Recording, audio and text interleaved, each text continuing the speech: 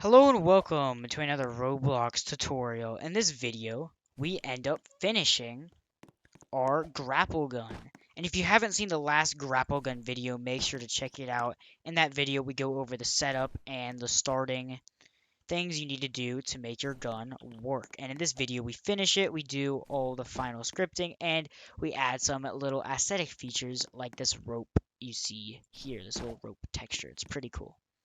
So if you guys like this video and if you like this series, make sure to like and subscribe.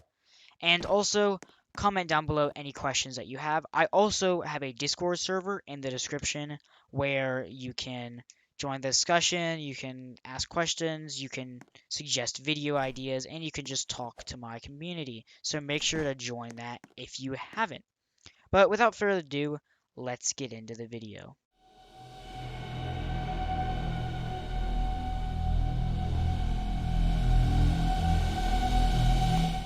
So in the last video, we set up our tool and we did the basic setup for our script.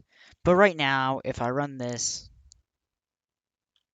you can see that nothing really happens except this print statement when I click.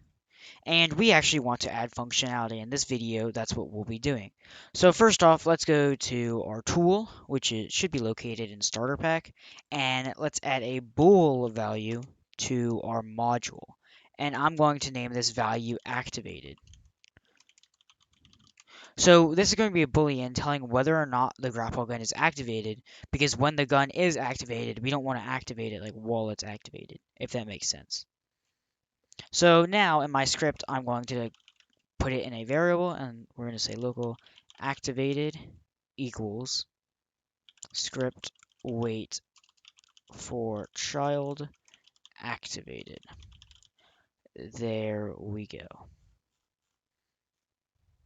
And so now let's go to the very bottom of our script and let's define a function. Local, actually it won't be a local function, it'll be grapple gun dot is activated, and this will just return activated dot value.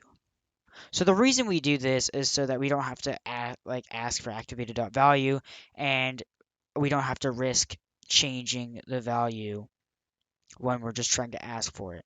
This is good for like bigger projects. It won't really make a difference, but it just encapsulates our value any function, which is always good.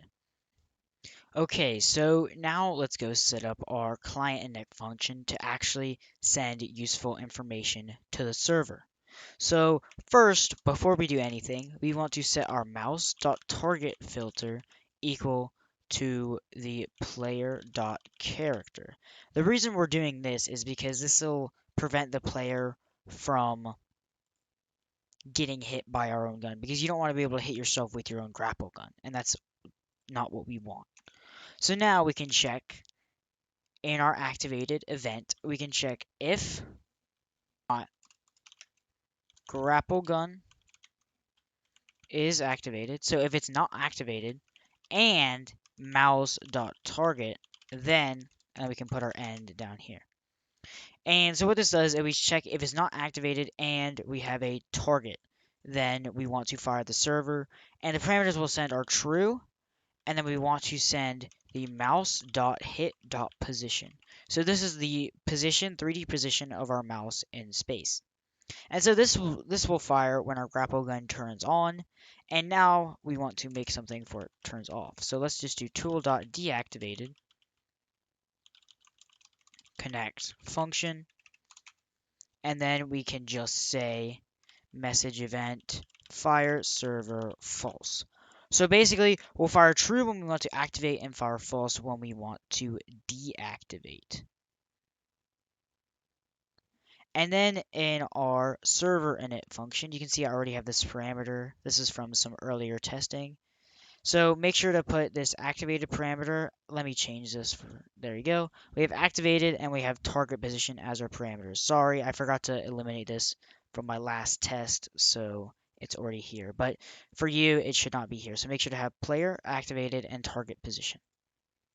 So now we want to set activated dot value equal to underscore activated. This is just a simple naming convention. So when we send it, we can get the activated value, and we can just set it there. And the reason I'm using a bool value as opposed to just a boolean in the script is because the client and the server can see that. The client and the server can't see a variable. That's why I'm doing that.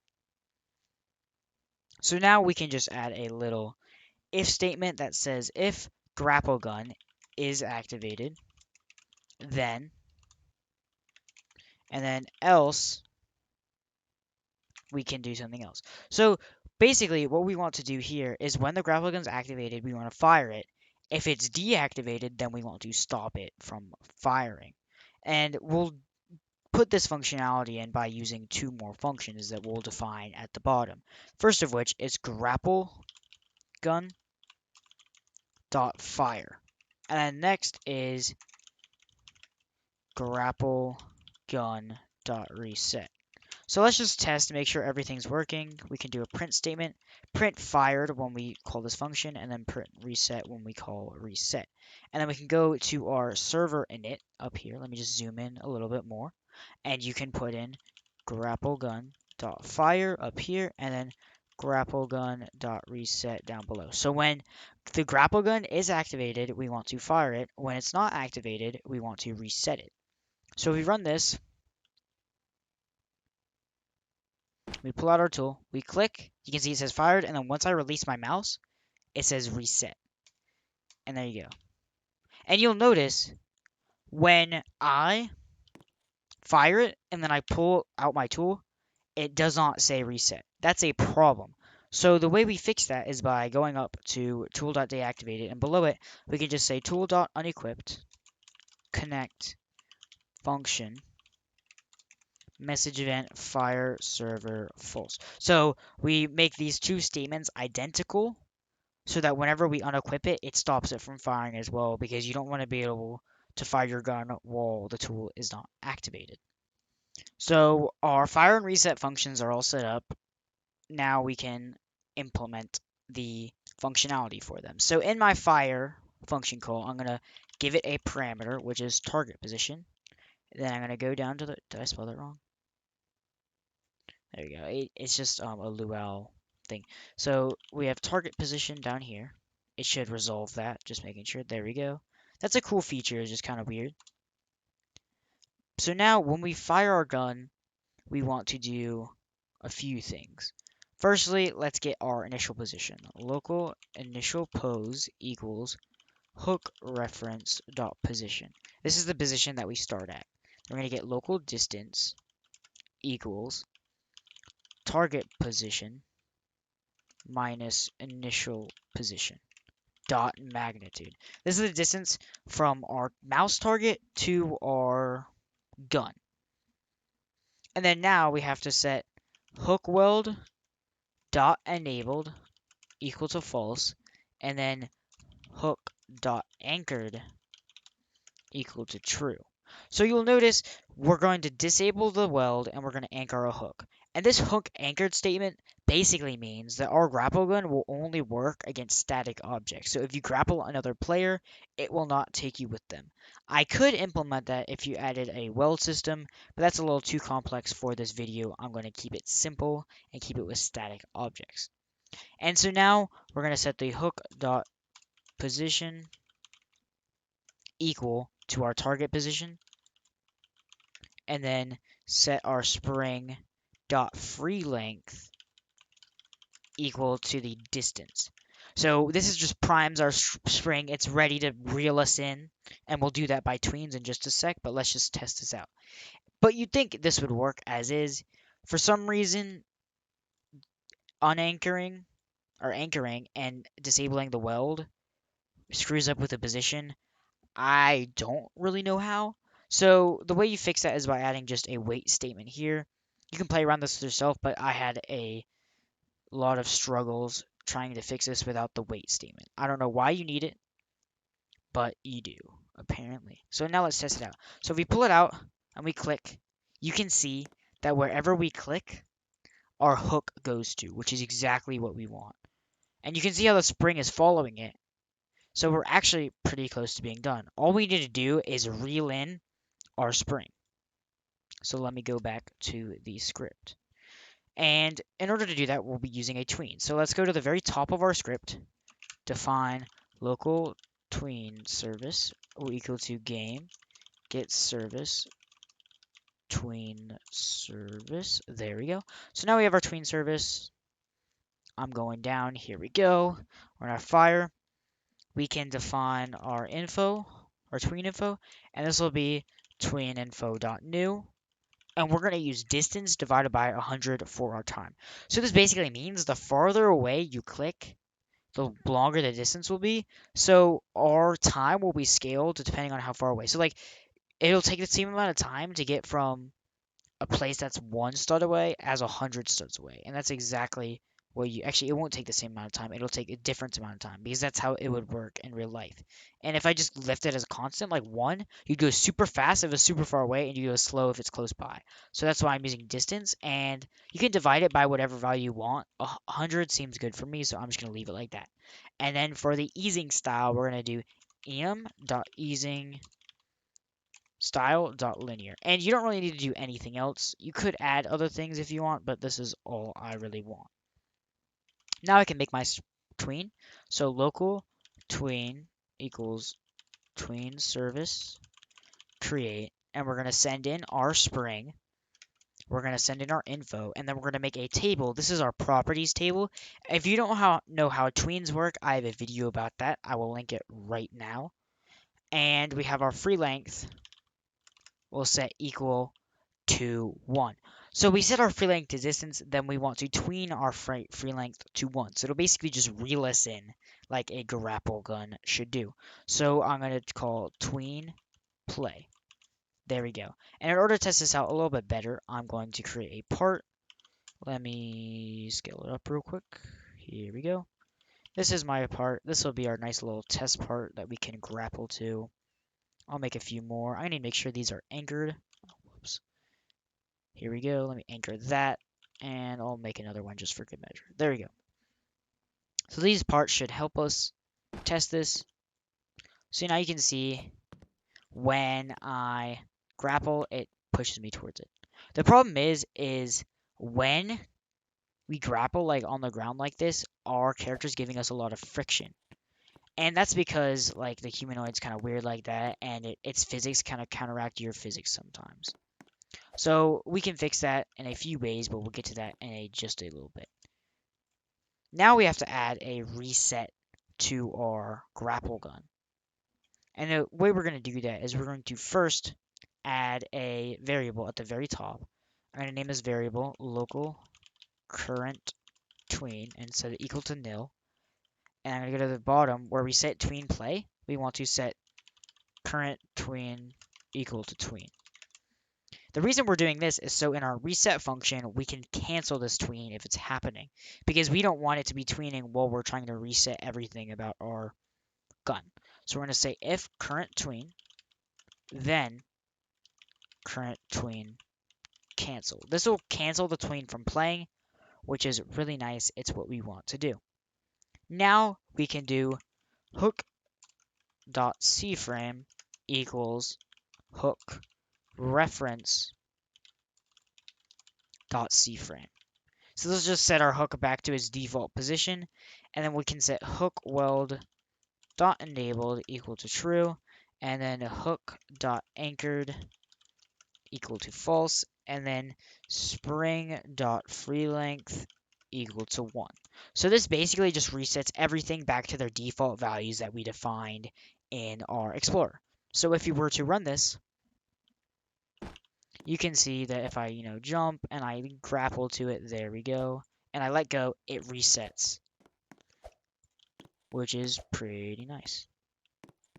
So right now our spring is kind of weak, so you can edit the values if you want. I'm going to go back and I'm going to increase my stiffness of my spring. Stiffness is 1,000 right now. That's not really too much. Let's do like 2,000.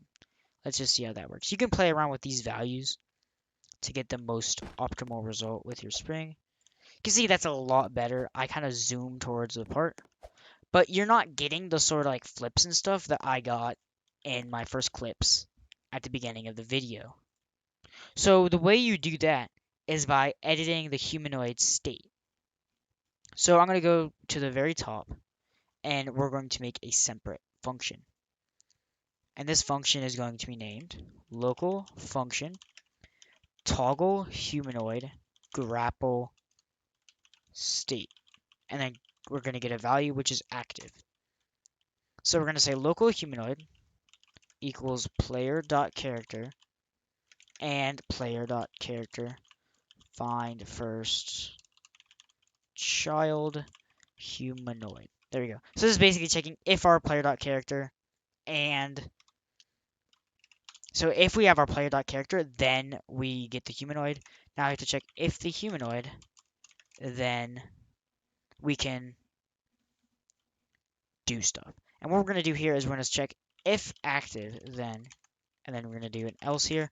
So if we want to toggle the grapple state, so this is going to be our humanoid while it's grappling, we're going to set humanoid change state to enum.humanoid state type.physics. So this line right here is super useful whenever you're dealing with like anything with the humanoid. Like right now I'm making like a jetpack and I needed to use this so my humanoid doesn't like automatically rotate, it doesn't stay upright. So this line is really useful because it lets the humanoid get hit by physics. Physics just work on it and it won't automatically get out of physics. So like when you land on the ground, it won't like make you come back up like ragdoll or whatever. So that's really useful. And we can also set humanoid set state enabled enum.humanoid state type.running. We're going to set this to false. So because when you're running on the ground and you grapple, sometimes it keeps you in the animation. It looks really stupid. And now we can basically copy these two lines. Then we can paste them down here. And then, but instead of running to false, we set running to true. And instead of physics, we set this to getting up. So this allows you to ragdoll when you're grappling, and then allows you to instantly stand up when you're done. So you can hit like sick tricks. And you put these lines in our activated, deactivated, and unequipped code blocks. So below the message event, I'm going to do toggle humanoid grapple state with a value of true. I'm just going to copy this using Control C. Go down here, paste it here, put in false, paste it here, put in false. There we go. So now, if we were to run this, you can see when we grapple, you actually get some reaction. So if I grapple the edge of this, you can see I flip over and I can land back up. Let me see if I can actually hit it. Just give me a sec. You can hit some sick stuff using this. If I can actually do it. Apparently today I can't. But you can see the potential here. One more thing, you may notice that the spring is kind of ugly. So what you can do in order to make it look nice, like an actual rope, since I'm not using a rope, I have to use something else. I'm going to set spring.visible to false in the editor, then go to my base, and we're going to add a beam. And this beam, its attachment 0 is going to be attachment 0, its attachment 1 is going to be attachment 1. And you can make it face camera, you can do whatever you want. I'm going to set the width to like 0.1. We'll see how that looks. Width to 0.1. And this should look sort of like a rope. So let me just turn it to a nice brown color. There we go. That's a good looking brown. We can set light influence to 0 and transparency to 0. So now if we run this, it should be connected. And you can see it actually looks like a rope, which is kind of cool. And yeah, and there you go. So that's about it for this video. I hope you guys enjoyed. This is a really sick project. I'm pretty glad I created it, and I really hope you guys enjoyed. So make sure to like and subscribe if you learned something out of this video and if you want to see more content like this. And I will have a model download in the description for anyone who wants it. But you really should learn this stuff and go with it through it with me because you can learn a lot from making something like this. It's really fun to play around with, and you guys are free to implement this in your games wherever you would like. So I hope you guys have a nice day, and goodbye.